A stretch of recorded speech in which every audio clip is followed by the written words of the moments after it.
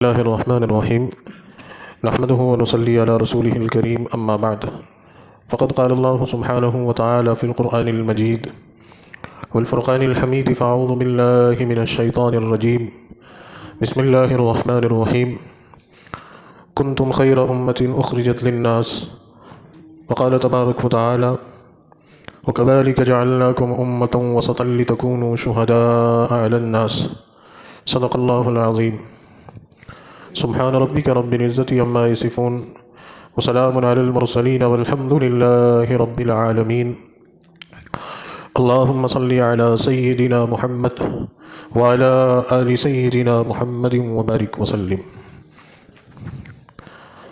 عزیزان گرامی، واجب القدر بزرگوں اور میرے دینی اور ایمانی بھائیوں، السلام علیکم ورحمۃ اللہ وبرکاتہ.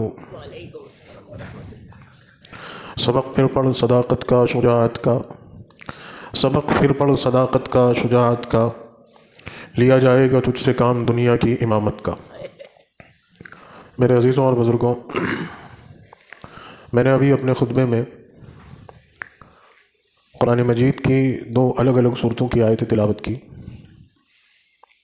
جن میں اللہ رب العزت نے امت محمدیہ صلی اللہ علیہ وسلم اور امت مسلمہ خاص طور سے، جو کہ نبی کریم صلی اللہ علیہ وسلم کی امت ہے، اس کو ایک خطاب عطا فرمایا.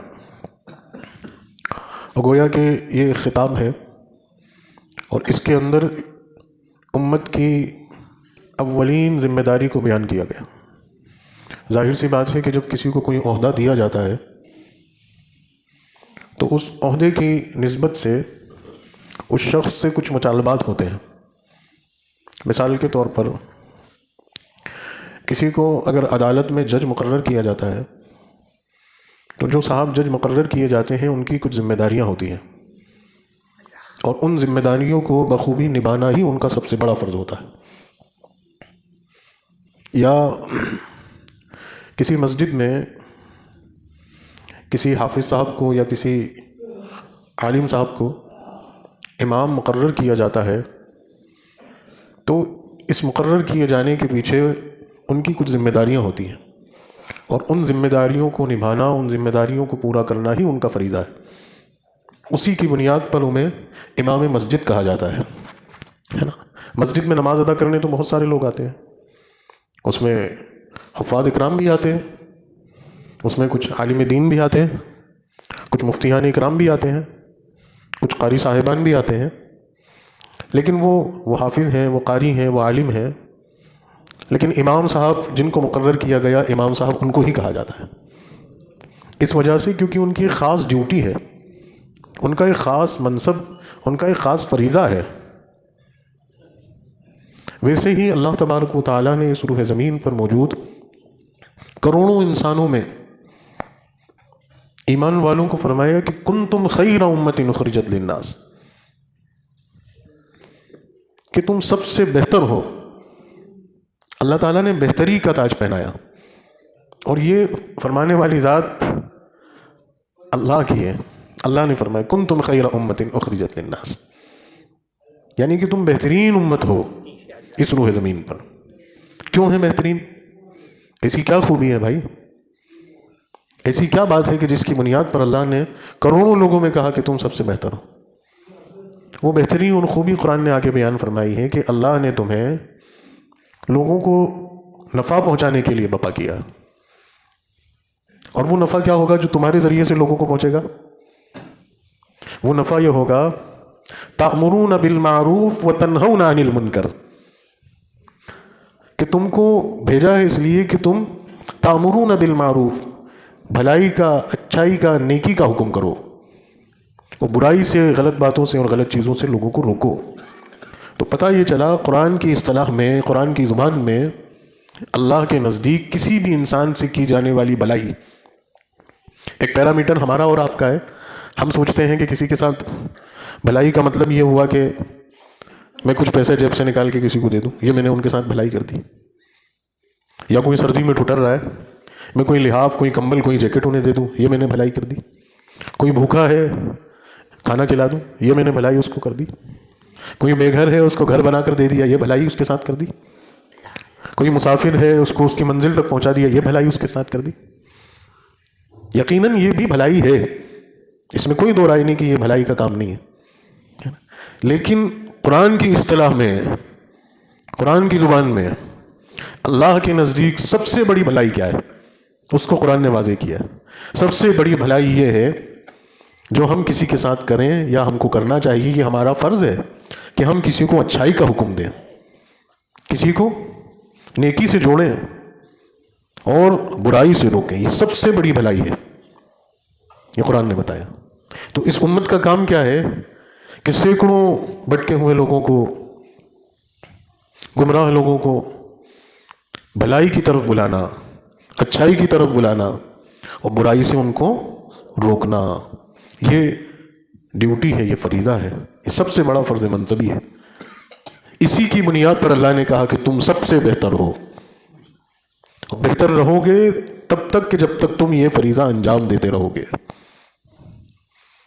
جب تک تم اپنا یہ کام کرتے رہو گے تم بہتر رہو گے.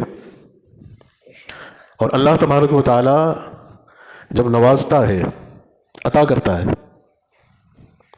قرآن میں فرمایا اس نے کہ لا یضیع اجر المحسنین، کہ وہ محنت کرنے والوں کے اجر کو ضائع نہیں کرتا ہے نا. اگر انسان تھوڑی سی محنت کرتا ہے اس کے لیے تو وہ اس تھوڑی سی محنت پر اس انسان کو اتنا دیتا ہے کہ وہ انسان سمیٹ بھی نہیں پاتا، سوچ بھی نہیں پاتا.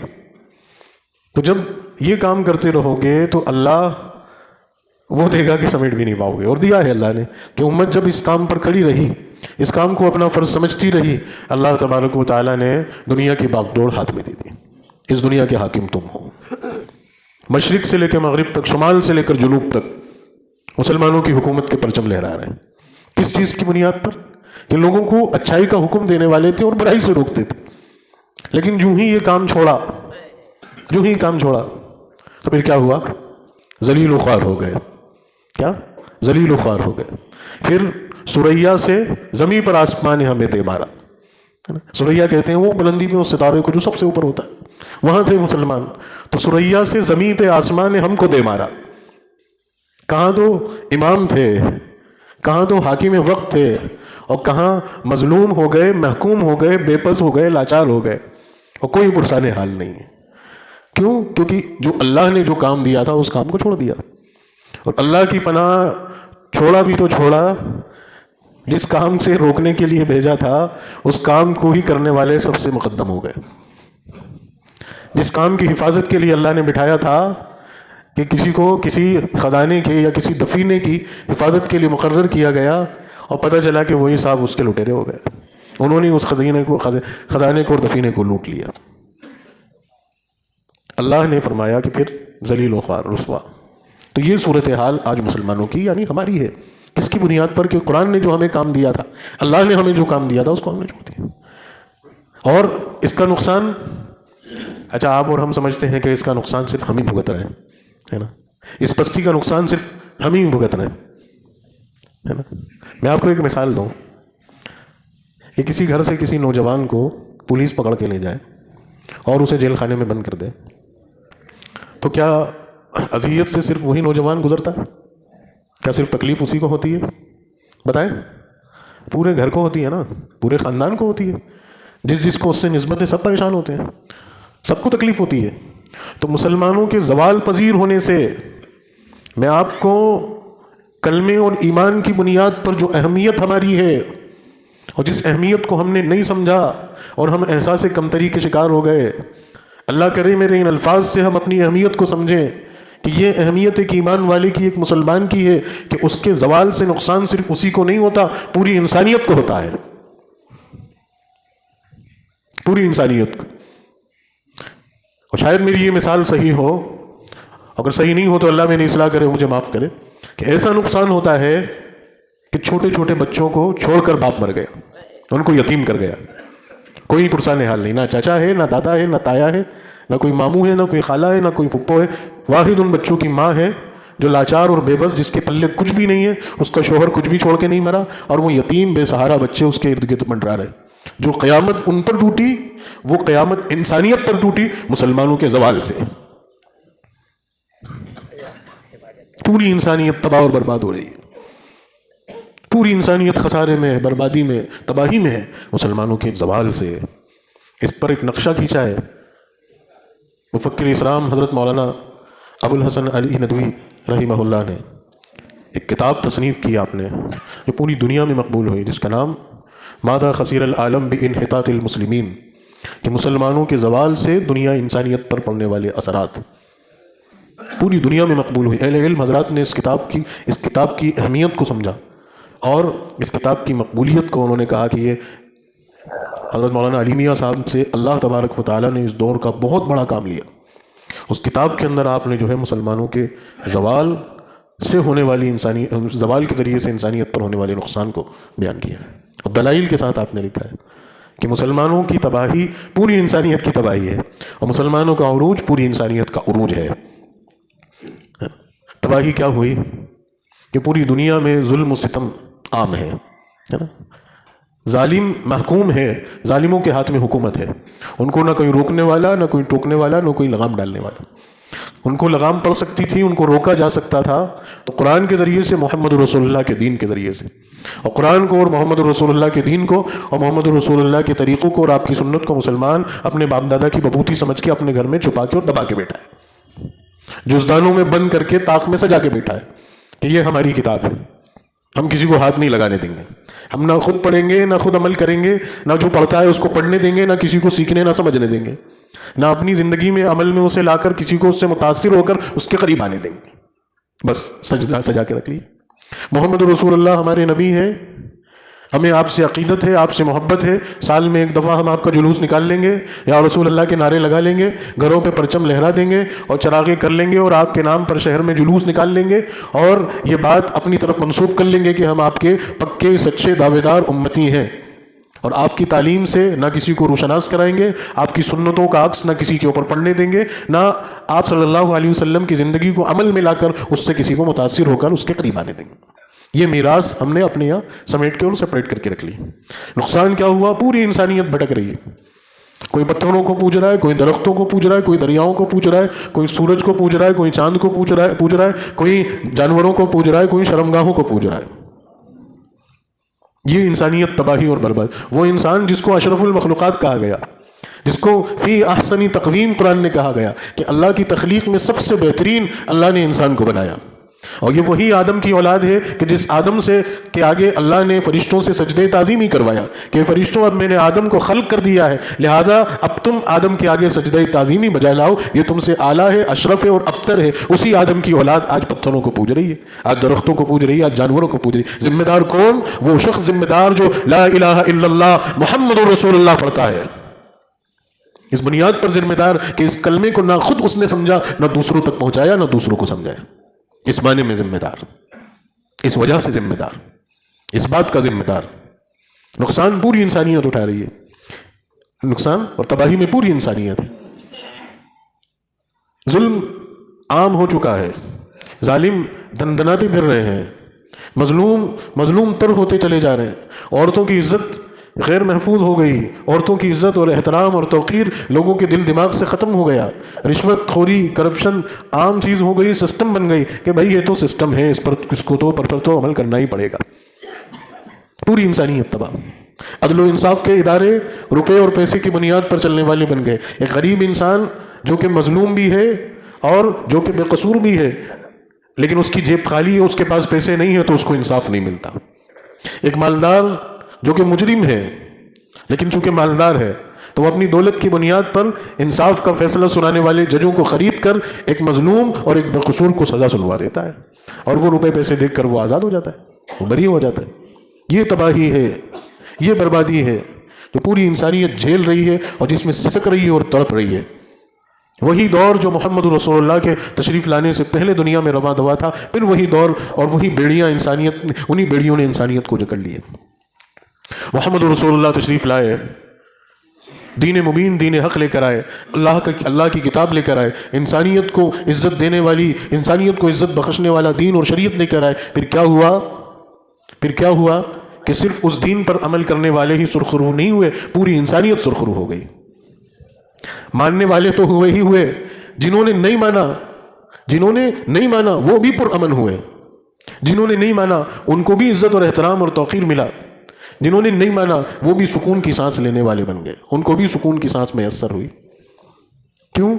کیونکہ مسلمانوں کا عروج آیا، اور مسلمانوں کے عروج میں امن قائم ہوا، اور ایسا امن قائم ہوا کہ وہ مثالیں، وہ نظیریں جو ملتی نہیں ملتی، ڈھونڈی نہیں ڈھونڈی جاتی۔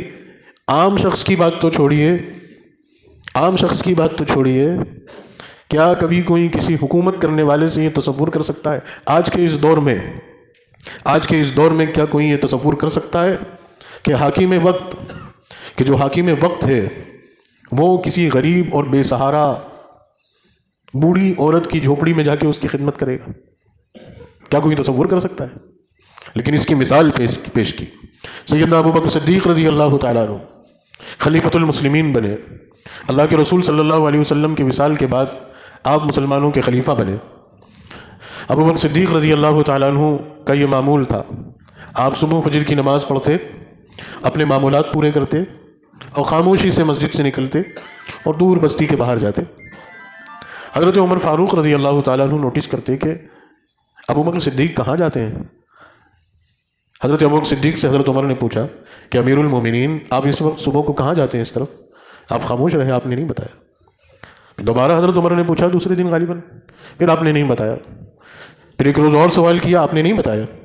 حضرت عمر سمجھ گئے کہ شاید کوئی بات ہے، بتانا نہیں چاہتے، ٹھیک ہے۔ کچھ روز بعد حضرت عمر نے حضرت ابو بکر صدیق رضی اللہ تعالیٰ عنہ کا پیچھا کیا، چھپتے چھپاتے آپ کے پیچھے جا رہے ہیں کہ دیکھیں بھلا کہاں جاتے ہیں۔ تو دیکھا کہ وہ دور بستی کے کنارے پر ایک جھوپڑی بنی ہوئی ہے۔ حضرت ابو بکر صدیق وہاں گئے، وہاں اندر داخل ہوئے، اور آپ نے دیکھا کہ آپ اٹھا کے ایک برتن لائے، ایک مٹکا لے کر آئے، اور قریب سے کنویں سے پانی بھرا اور اس کو بھر کے وہاں جھوپڑی میں رکھا، جھوپڑی کی صفائی کی، وہاں کی جھاڑو واڑو لگائی۔ پوری صفائی کرنے کے بعد، کام کاج کرنے کے بعد، آپ خاموشی سے دبے پیر منہ پہ کپڑا ڈال کر نکلے، اس انداز میں کہ مجھے کوئی نہیں دیکھے، کسی کو پتہ بھی نہیں چلے۔ کوئی تصور کرے گا کہ حاکم وقت اتنی خاموشی سے، ایک بوڑھی عورت جس سے اس کا کوئی لینا دینا نہیں، کوئی فائدہ نہیں، کوئی نفع نہیں، اس سے نہ اس کا ووٹ چاہیے، نہ اس کی برادری کا ووٹ چاہیے، نہ اس کی تائید چاہیے، نہ اس کا پیسہ چاہیے، کچھ بھی، صرف اللہ کے لیے حاکم وقت، اور چھپاتے ہوئے کوئی فوٹو نہیں، کوئی خبر نہیں، کوئی اشتہار نہیں، کوئی تشہیر نہیں، کوئی شور شرابہ نہیں، خاموشی سے گئے اور چپ چاپ آ گئے۔ پوچھا جا رہا ہے تو بھی نہیں بتا رہے، کہہ رہے ہیں کہ یہ میرا نیک عمل ہے جو میں اپنی آخرت کے لیے بنا رہا ہوں اور بچا رہا ہوں، خدا کے لیے اس کو مخفی رہنے دو، میں جانوں، میرا اللہ جانے، اور اس مائی کی خدمت کا فریضہ جانے۔ کوئی تصور بھی کرے گا کہ حاکم وقت ایک بوڑھی عورت کی خدمت کرے گا، جا کے اس کے گھر کے برتن صاف کرے گا، اس کے گھر کی جھاڑو نکالے گا؟ یہ اسلام ہے، یہ مسلمانوں کا عروج ہے کہ پھر حاکم وقت ایک غریب کی جھوپڑی میں جا کر، آج تو ڈھونگ ہوتا ہے، آج تو پالیٹکس کرنے والے لوگ ہے نا، راجنیتی کرنے والے لوگ ووٹ حاصل کرنے کے لیے، سمپتی حاصل کرنے کے لیے، اپنی شہرت کے لیے غریب کی کٹیا میں ہم دیکھتے ہیں کہ آج بھی جاتے ہیں، لیکن پتہ چلتا ہے کہ کئی ہفتوں پہلے ان کی تیاریاں چلتی ہیں، اس گھر کی صفائی ہوتی ہے، وہ کھانا کھاتے ہیں، لیکن وہ کھانا بھی باہر سے پک کے آتا ہے، وہ برتن بھی صاف اور دوسرے ہوتے ہیں، وہ غریب بیٹھا ضرور ہوتا ہے، لیکن اس کو پتہ تک نہیں ہوتا کہ میرے گھر میں میری طرف نسبت کر کے جناب جو کھانا کھا رہے ہیں وہ میرے ہی گھر کے آٹے کی پکی ہوئی روٹی ہے، پتہ نہیں کہاں سے آئی، پتہ ہی۔ بڑا فوٹو سیشن ہوتا ہے، نیوز پہ ایک بڑی جو ہے وہ اسکرپٹ چلتی ہے کہ بھائی فلاں نیتا جی نے فلاں جگہ بیٹھ کر ایک غریب آدیواسی کی جھوپڑی میں جا کر کھانا کھایا، لیکن سب ڈھونگ، سب دکھاوا۔ اصل حقیقت تو جو سیدنا ابو بکر صدیق رضی اللہ تعالیٰ، یہ اسلام ہے کہ پھر غریب کی خدمت بھی حاکم وقت کر رہا ہے، یہ اسلام ہے، یہ مسلمانوں کا عروج ہے کہ جس کے ملنے سے، جس کے آنے سے غریب اس قدر محفوظ اور مامون ہے کہ اس کے گھر حاکم وقت آ کے کام کر رہے ہیں۔ ایک اور مثال آپ دیکھیے حضرت عمر فاروق رضی اللہ تعالیٰ عنہ کی، کہ جب آپ امیر المومنین بنے تو آپ کا معمول تھا کہ آپ رات کو گشت کرتے تھے، ہے نا، صرف اپنے ساتھ ایک خادم کو لے کر، صرف ہے نا خاموشی کے ساتھ کہ کوئی پہچان بھی نہیں سکے، آپ گھومتے تھے بستی میں، تلاش کرتے تھے اس بات کو کہ کہیں کوئی پریشان تو نہیں ہے، کوئی مصیبت زدہ تو نہیں ہے، کوئی مظلوم تو نہیں ہے۔ ایسا نہیں کہ آپ کا دربار نہیں لگتا ہوگا، ایسا نہیں کہ لوگ آپ سے ملنے نہیں آ سکتے، نہیں، اس کے علاوہ بھی رات کو خود اپنی ذمہ داری سمجھ کر حاکم وقت جو ہے محلے کا گشت کر رہے ہیں اور بستی میں جا کر دیکھ رہے ہیں کہ کہیں کوئی پریشان تو نہیں ہے۔ ایک روز آپ جا رہے ہیں اپنے معمول کے مطابق، ایک گھر کے قریب سے گزرے، بچوں کے رونے کی آواز سنائی دی، تو ساتھ میں جو خادم تھا پوچھا کہ یہ کس کا گھر ہے؟ تو کہا امیر المومنین یہ فلاں فلاں کا گھر ہے۔ بولے دیکھو بچے کیوں رو رہے ہیں؟ تو دروازے پہ دستک دی، دروازہ کھلا، ایک خاتون نے دروازہ کھولا، آپ نے پوچھا کہ یہ بچے کیوں رو رہے ہیں؟ تو کہا اس عورت نے کہ یہ بھوک کی وجہ سے رو رہے ہیں۔ تو آپ نے کہا کہ تم ان کو کھانا کیوں نہیں دے رہی؟ تو کہا کہ میرے پاس ان کو کھلانے کو کچھ بھی نہیں ہے۔ اب پوچھنے لگی کہ یہ چولہے پہ یہ جو ہے یہ ہانڈی چڑھی ہوئی ہے، یہ ہانڈی اس میں پانی ابل رہا ہے، یہ آگ بھی تپ رہی ہے، تو یہ پکا تو رہی ہو؟ کہنے لگی کہ یہ تو صرف بچوں کا دل بہلانے کے لیے ہانڈی چڑھا رکھی ہے کہ اس کو دیکھ کر امید پر بچے خاموش رہیں اور ایسے کر کے ان کی نیند لگ جائے۔ زاروں قطار روئے اور آپ نے کہا کہ بہن رکو، آپ خود گئے بیت المال سے بورا کندھے پر ڈالا۔ غلام کہہ رہا ہے کہ امیر المومنین یہ آپ کیا کر رہے ہیں؟ میں اٹھا لیتا ہوں۔ کہا نہیں، اس کا بوجھ میرے کاندھے پہ ہے، اس کا سوال اللہ کی یہاں مجھ سے ہوگا۔ عمر کل قیامت میں کیا جواب دے گا کہ ایک عورت اس کے دائرے حکومت میں بھوکی تڑپ رہی ہے، اس کے بچے رو رہے ہیں اور عمر مزے سے زندگی گزار۔ یہ میرا کام ہے، میرا فرض ہے، میں خود ادا کروں۔ کندھے پہ کھانے کا بورا ڈالا اور کھانے کا سامان لے کر آئے اور خود اپنے ہاتھوں سے کھانا پکایا اور اپنے ہاتھوں سے ان بچوں کو کھلایا۔ جب بچوں کا پیٹ بھرا، وہ سو گئے، تب اس گھر سے نکل کر آئے۔ یہ اسلام ہے، یہ مسلمانوں کا عروج ہے، یہ مسلمانوں کا عروج ہے کہ جس سے ایک غریب، ایک بیوہ عورت اور اس کے یتیم بچے بھی معمون اس طرح سے کہ حاکم وقت خود آ کر گھر پہ آ کے کھانا پکا کے کھلاتا ہے۔ یہ مسلمانوں کا عروج تھا میرے دوست۔ ایک اور واقعہ آپ کی نسبت سے ہے کہ آپ گشت کر رہے ہیں، آپ نے دیکھا کہ ایک کارواں آیا ہوا ہے، ایک قافلہ آیا ہوا ہے، اس میں ایک عورت کے چیخنے کی آواز سنائی پڑی۔ آپ وہاں گئے، آپ نے معلوم کیا کہ بھائی کیا بات ہے؟ تو بتایا کہ ہمارے ساتھ ایک پریگننٹ عورت ہے جن کو بچے کی ولادت ہونے والی ہے۔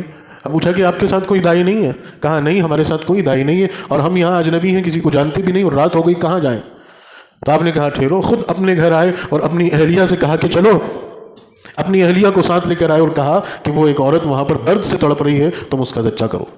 اپنی بیوی کو لا کر وہاں بٹھایا اور آپ کی بیوی نے جو ہے وہ زچے کا کام انجام دیا۔ تو یہ حکیم وقت ہے، یہ مسلمانوں کا عروج ہے کہ کوئی بھی بے سہارا نہیں ہوگا، کوئی بھی بے سہارا نہیں ہوگا، خود حکیم وقت آ کر خدمت کرے گا، خود حکیم وقت اپنی ذمہ داری سمجھ کر ایک ضرورت مند کا کام کرے گا۔ اور ایمانداری اور دیانتداری کی مثال سنیے کہ جب حضرت عثمان رضی اللہ تعالیٰ عنہ خلیفۃ المسلمین بنے، امیر المومنین بنے، اس سے پہلے کا واقعہ ہے، اللہ کے رسول صلی اللہ علیہ وسلم کی حیات طیبہ کا واقعہ ہے۔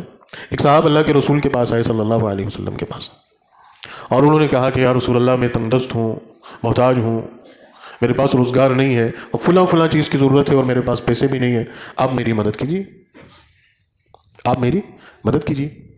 تو اللہ کے رسول صلی اللہ علیہ وسلم نے حضرت عثمان رضی اللہ تعالیٰ عنہ کا بتا دیا، کہا وہاں چلے جاؤ اور عثمان تمہاری مدد کریں گے۔ یہ صاحب حضرت عثمان کے دروازے پر پہنچے، دروازے پہ دستک دیتے اس سے پہلے گھر کے اندر سے آواز سنائی پڑی، اور وہ آواز یہ تھی کہ آپ اپنی اہلیہ کو ڈانٹ رہے ہیں، صرف اس بات پر ڈانٹ رہے ہیں کہ یہ چراغ جس کی جلنے کی یہاں ضرورت نہیں تھی اور تم یہاں بے فضول چراغ جلا رہی ہو، یہ تو فضول کام ہے اور فضول کام میں پیسے تم برباد کر رہی ہو، اور آپ نے اپنی بیوی کو ڈانٹا۔ ان صاحب نے یہ خیال کیا کہ جب یہ شخص اپنی بیوی کو ایک چراغ میں زائد تیل جل جانے کی بنیاد پر ڈانٹ رہا ہے تو یہ میری کیا مدد کرے گا؟ آپ لوٹ کر آ گئے اللہ کے رسول کے پاس۔ اللہ کے رسول صلی اللہ علیہ وسلم نے پوچھا کیا ہوا، تمہارا کام ہوا؟ کہا نہیں یا رسول اللہ، میں جس گھر گیا اس گھر کی تو یہ کیفیت ہے کہ وہاں وہ اپنی بیوی کو چراغ میں زائد تیل ڈلنے کی وجہ سے ڈانٹ رہے ہیں، وہ میری مدد کیا کریں گے؟ اللہ کے رسول مسکرائے کہ نہیں، تم عثمان کو نہیں جانتے، تم جاؤ اس کے یہاں۔ پھر دوبارہ آئے، دستک دی، دروازہ کھلا، پوچھا کون ہو؟ کہا میں اس کام کے لیے آیا ہوں اور مجھے حضور نے بھیجا ہے۔ کیا کیا تمہاری ضرورت ہے؟ یہ ساری ضرورت ہے۔ آپ نے کہا ٹھیک ہے کوئی بات نہیں، گئے اور جتنی اس کی ضرورت تھی اس سے زائد اسے دے کر، عزت کے ساتھ دے کر رخصت کر رہے ہیں، اس سے زائد دے رہے ہیں۔ وہ صاحب حیران ہیں، ان سے رہا نہیں گیا، انہوں نے پوچھا کہ میں آپ کے بارے میں یہ خیال کر بیٹھا تھا اور وہ اس وجہ سے ہوا تھا کہ آپ نے جو ہے اپنی بیوی کو اس لیے ڈانٹ دیا کہ انہوں نے تیل فضول جلا دیا اور آپ نے مجھے میری ضرورت سے زیادہ مجھے دے دیا۔ کہا کہ میں نہیں چاہتا کہ جو مال اللہ نے مجھے دیا ہے وہ فضول خرچیوں میں خرچ ہو، ہاں یہ میرا مال ضرورت مند کے پاس جائے تو جتنا جائے، جتنا دے سکتا ہوں میں دیتا ہوں۔ تو یہ مزاج تھا کہ اپنی ضرورتوں اور اپنی فضول خرچیوں پر روک لگا کر ضرورت مند بندوں پر خرچ کرنا۔ آج مسلمانوں کا کیا مزاج ہے کہ فضول خرچیوں پر لاکھوں روپے خرچ کر رہے ہیں، لاکھوں روپے فضول خرچیوں پر، 5-5 10-10 لاکھ روپے صرف میرج ہال کے، شادی کے گارڈنوں کے دے رہے ہیں اور اس میں ڈیکوریٹ میں لاکھوں روپے خرچ کر رہے ہیں۔ ایک غیر اسلامی رسم، غیر شرعی رسم، میں بہت ذمہ داری سے اس بات کو رسم کہہ کر پکار رہا ہوں کہ غیر اسلامی، غیر شرعی رسم میں ہزاروں لاکھوں روپے پھونک رہے ہیں، اور وہ غیر اسلامی، غیر شرعی، اللہ کرے میرا یہ جملہ آپ کے دل میں جا کر چبھے، ایک آلپین کی طرح کہ جس کے چبھنے سے انسان تلملا جاتا ہے، اگر کسی کے اندر دینی غیرت ہو، کسی کے اندر دینی غیرت ہو تو اسے جا کر چبھے گا کہ غیر اسلامی غیر شرعی رسم، اور وہ غیر اسلامی اور وہ غیر شرعی رسم ہے بارات والی. لسٹ دی جاتی ہے لڑکی والوں کو، ہمارے ادھر سے 200 آئیں گے. ارے ہم ذرا زیادہ رسوخدار ہیں، ہمارے یہاں سے 400-500 آئیں گے. اچھے اچھے نمازی حاجی لوگ، دعوت کا کام کرنے والے، مجھے تھوڑا کھل کے بولنے دیجیے، دعوت کا کام کرنے والے، وہ تک 150 باراتی آئیں گے صاحب. کب سدھریں گے ہم؟ اس میں یہ نہیں کہتا کہ کسی نے 5 خرچ کیا، اگر 10 روپے بھی خرچ کیے ہیں تو وہ غیر اسلامی غیر شرعی رسم میں فضول خرچی کی ہے. کل حضرت عثمان رضی اللہ تعالیٰ عنہ کھڑے ہوں گے، وہ کہیں گے کہ اللہ میں نے میری بیوی کو صرف اس لیے ڈانٹا تھا کہ وہاں چراغ کے جلانے کی ضرورت نہیں تھی، لیکن میں نے ان سے کہا کہ نہیں جلا سکتے. انہوں نے دین کے نام پہ مسلمان ہوتے ہوئے مسلمانوں کے ٹھیکیدار بن کے ہزاروں روپے پھونک دی. کیا ہوا؟ عزت نہیں ملے گی ان کاموں سے، عزت ان کاموں سے نہیں ملے گی، ان کاموں سے ذلت ملے گی، ذلیل و خوار ہو جاؤ. اور وہاں کیا عالم ہے، وہاں کیا عالم ہے کہ مزاج اور فکر کیا تھا کہ فضول خرچی نہیں ہوگی، ضرورت مند پر خرچ کریں گے. یہ مسلمانوں کا عروج تھا جس سے پوری انسانیت، پھر کیا ہوتا، ہم سے دنیا کی دوسری قومیں سبق حاصل کرتی ہیں، وہ غریب آدیواسی اور غریب ہندو قومیں سبق حاصل کرتی ہیں کہ مسلمان دیکھو پڑھے لکھے ہیں، مالدار بھی ہیں، لیکن دیکھو وہ ان کے بچوں کی شادی اتنی سادگی سے کرتے ہیں، تو کیا ہم نہیں کر سکتے؟ ایک سبق ملتا. خاص طور سے ان لوگوں کو سبق ملتا ہے کہ جو غریب ہیں، جن کے گھر میں 4 بیٹیاں ہیں اور مزدوری کرتے ہیں، وہ صرف اس لیے کماتے ہیں کہ اللہ میری 4 بیٹی ہیں اور چاروں بیٹیوں کا الگ الگ ٹائم پر رشتہ ہوگا، الگ الگ ٹائم پر نکاح ہوگا، تو لڑکے والے جو ہے ایک بارات کا ہجوم لے کر آئیں گے، ٹڈیوں کی فوج لے کر آئیں گے، اور اس میں سینکڑوں تو وہ ہوں گے جو صرف کھانا کھانے آئیں گے. ان کے کھانے کے بوجھ اور بار کو ہلکا کرنے کے لیے میں کماتا ہوں. ایک باپ اپنی ساری زندگی اس میں ضائع کرتا ہے. وہ کیا بچی کو پڑھائے گا، کیا بچی کی تربیت کرے گا، کیا اس کو کچھ زندگی کے سکھ دکھ میں کام آنے والی کوئی چیز دے گا؟ وہ تو وہ 100-200 کی بھیڑ کا کھانا کھلانے میں کے بوجھ میں دبا رہے گا. وہ سمجھیے اس بات کو. اللہ کرے یہ شروعات ہو ہمارے یہاں. مجھے بڑا اچھا لگتا ہے برہان پور میں کیا انہوں نے، جتنا بھی کیا جیسا بھی کیا، آج پورے ہندوستان میں برہان پور کی مثال ہے. شاید آپ لوگ بھی واقف ہوں گے. میں ایک چھوٹا سا کمزور انسان ہو کر دیواس کے غیرت مند لوگوں سے یہ اپیل کرتا ہوں، کیا ہم اپنے شہر دیواس میں یہ مثال قائم نہیں کر سکتے؟ برہان پور کی شادیوں میں آپ جاؤ، سیٹ ہوگا، امیر ہوگا، کروڑ پتی ہوگا، ارب پتی ہوگا، ایک اصول انہوں نے بنایا ہے، ایک سادہ کھانا ہم جو ہے پروسیں گے، کھلائیں گے. آسانی ہو جاتی ہے. کیا ہم دیواس کے مسلمان نہیں کر سکتے؟ برہان پور والے کر سکتے ہیں، تو ہم بھی تو کوئی مثال قائم کر سکتے ہیں کہ ہم بھی ایک چیز کریں کہ ہم اب شادیوں میں فضول خرچیوں کو بند کریں گے اور شادیوں کو ہلکا کریں گے، کہ کم روپے میں کم خرچے میں ہمارے بچوں کی شادی ہو، جو صرف ہمارے مسلمانوں کے لیے ہی نہیں، دوسری برادری اور دوسرے مذہب کے لوگوں کے لیے بھی مثال اور نمونہ بنے. اللہ کرے یہ دن ہمیں دیکھنے کو ملے. اللہ کرے اس پر کوئی مرد مجاہد کھڑا ہو، اور وہ کھڑا ہو کر ابھی نہیں، مجمع میں نہیں کھڑے ہونے سے کوئی مراد نہیں، کھڑے ہو کے تو لوگ پتہ نہیں کیا کیا کہہ دیتے ہیں. کوئی کھڑا ہو ایسا کہ پھر وہ بعد میں عمل کر کے دکھائے کہ میں اپنے بچے کی شادی اسی کروں. اللہ پھر ان کے اس جوڑے میں برکت دے، سادگی دے، عافیت دے. تو یہ مسلمانوں کا کام تھے کرنے کے، ہم نے چھوڑ دیے. اب وہ سارے وہ کام کرنے لگے جو غیروں کے تھے، غیروں کی رسومات ہم نے داخل کر لی. اور بس آخری مثال دوں گا کہ مسلمانوں کے عروج میں عدل و انصاف کا عالم یہ تھا. بڑا مشہور واقعہ ہے سیدنا علی رضی اللہ تعالیٰ عنہ کا، آپ لوگوں نے بھی بارہا سنا ہوگا، لیکن ایمان تازہ ہو جائے اس لیے پھر دہراتا ہوں کہ حضرت علی رضی اللہ تعالیٰ عنہ امیر المومنین ہیں. آپ کسی سفر پر جا رہے ہیں اور آپ کے ساتھ آپ کے بیٹے حسن ہیں، آپ کے بڑے صاحبزادے حضرت حسن رضی اللہ تعالیٰ عنہ، اور ساتھ میں آپ کا ایک غلام ہے. سفر لمبا تھا، چلتے چلتے چلتے چلتے تھکن محسوس ہوئی. آپ نے ایک جگہ پر قیام کیا اور وہاں تھوڑی دیر ٹھہرے، اور آپ نے اپنا اسلحہ اور اپنی جو زرہ آپ پہنتے تھے اس کو اتار کر درخت کی شاخ سے لٹکا دیا. آپ کے صاحبزادے حضرت حسن اور آپ کے غلام تھوڑی دوری پر جا کر بیٹھ گئے، اور امیر المومنین وہاں ان کی آنکھ لگ گئی، وہ سو رہے ہیں. اتنے میں ایک شخص آیا جو یہودی تھا، اور اس نے حضرت علی رضی اللہ تعالیٰ عنہ کی زرہ اٹھائی اور لے کر بھاگا. اس کی اس حرکت کو آپ کے صاحبزادے حضرت حسن نے اور آپ کے غلام نے دیکھ لیا. یہ دونوں حضرات کھڑے ہوئے اور انہوں نے زور سے اس کو پکارا، جس کی وجہ سے حضرت علی کی بھی نیند کھل گئی اور وہ شخص بھاگ چکا تھا.